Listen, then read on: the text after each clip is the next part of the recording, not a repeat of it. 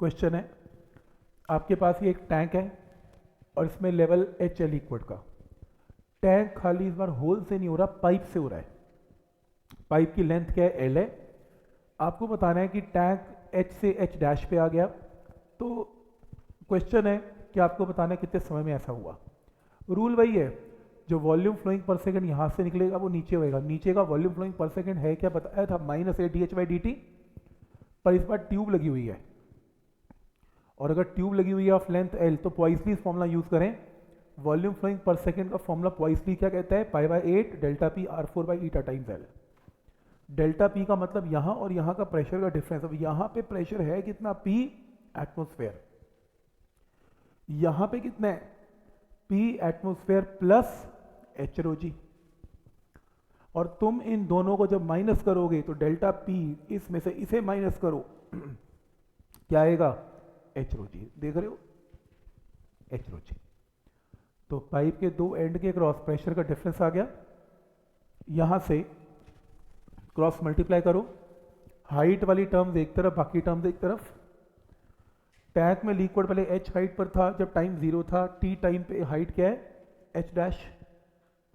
तो height h से h dash हो गई। इसे इंटीग्रेट करेंगे, log h की फॉर्म में टर्म आएगी, क्योंकि 1/h/dh log h है। एक बार अपर लिमिट, एक बार लोअर लिमिट, और माइनस साइन एडजस्ट करके log of first term by second term. और यहाँ से टाइम की वैल्यू आएगी, मेडिकल में नहीं आएगा, एनसीईआरटी में नहीं आएगा, ये नॉन मेडिकल की प्रॉब्लम है लॉग की फॉर्म में। बट मैं तो टेक्निक बता रहा हूँ कि ये टेक्निक है। जैसे आपके पास ये एक मान लो लिक्विड है, एक टैप लगा हुआ है, और उस टैप में से लिक्विड निकलता जा रहा है और टैंक में भरता जा रहा है पानी। पहले टैंक में बिल्कुल पानी नहीं था, और मान लो यहाँ पर एक होल है जहाँ से लिक्विड साथ के साथ निकलता जा रहा है। आपने टैप चला दिया, पानी निकलना शुरू हो गया।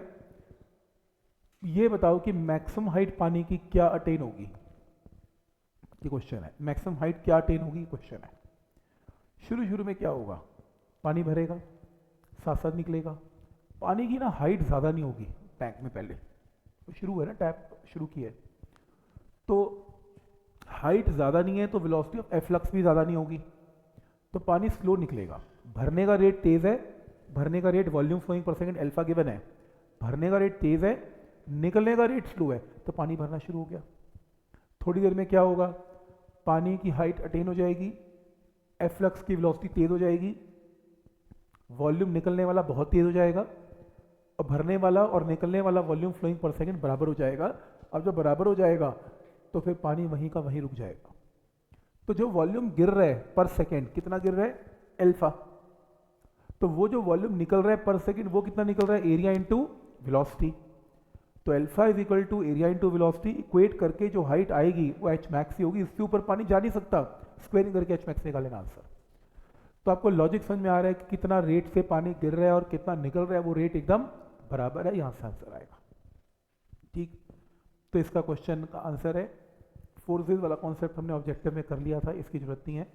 ये क्वेश्चन है, इसमें एक मास हवा में है और एक मास पानी में, लिक्विड में है।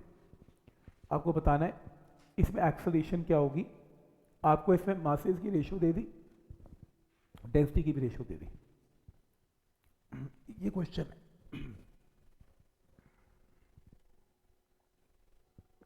ठीक है, ये क्वेश्चन है। इसमें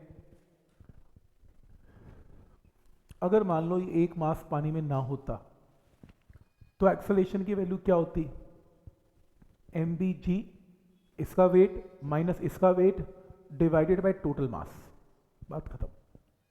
अब इस डायग्राम में फर्क कहां पड़ रहा है, b के मास में फर्क पड़ रहा है, क्योंकि b के मास के अंदर अपथ्रस्ट काम करेगा। तो इसका अफेक्टिव वेट या नया वेट क्या बनेगा, mg माइनस अपथ्रस्ट। बाकी कहीं चेंज नहीं है, ये पार्ट चेंज हो गया, mg माइनस अपथ्रस्ट बाकी सेम है। वैल्यूज पुट करते हैं। mb का मतलब 3m है, ma का मतलब 2m है। अपथ्रस्ट क्या है, volume into density of water into g. अब एक काम करते हैं, इसे ओपन करते हैं। ओपन करके डेंसिटी ऑफ वाटर क्या है, गिवन है यहाँ पे, density of water is density of body divided by 2, put कर लिया। और मुझे ये पता है volume into density of body is mass of body, और मास ऑफ बॉडी बी है कितना 3m, ये रहा 3m। तो मैंने वॉल्यूम इनटू डेंसिटी को रिप्लेस करके 3m पुट करके आंसर निकाल लिया, आंसर आ गया। मतलब मेन जो पार्ट है वो ये है, इसमें तुम मॉडिफाई करके जी की फॉर्म में आंसर निकाल सकते हो, तो मैं बाकी सारा कुछ गिवन है उस पर। तो ये भी एक तरीका है जिससे कि आप इसको क्वेश्चन को सॉल्व कर सकते हो। अगर आपके पास एक पाइप है और वो पाइप मान लो पैरेलल में कनेक्टेड अगले क्वेश्चन में, सच दैट पैरेलल के अंदर पी प्रेशर डिफरेंस हर पाइप में क्या रहता है सेम, और मान लो जो 3 पाइप बनाई उनका रेडियस भी सेम है RRR, तो मैं लेंथ की रेशियो निकालनी है। पैरेलल कॉम्बिनेशन में जो वॉल्यूम फ्लोइंग पर सेकंड होता है वो डिवाइड हो जाता है V1 + V2 + V3।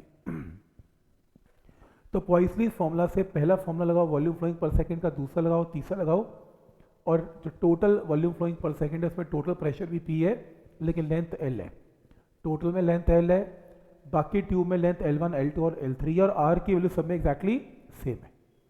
सब कट जाएगा और ये ऑब्जेक्टिव आएगा, उसमें मार्क कर लेना आंसर। ऐसे ऑब्जेक्टिव आपको देखने को मिलेगा ऑब्जेक्टिव के अंदर।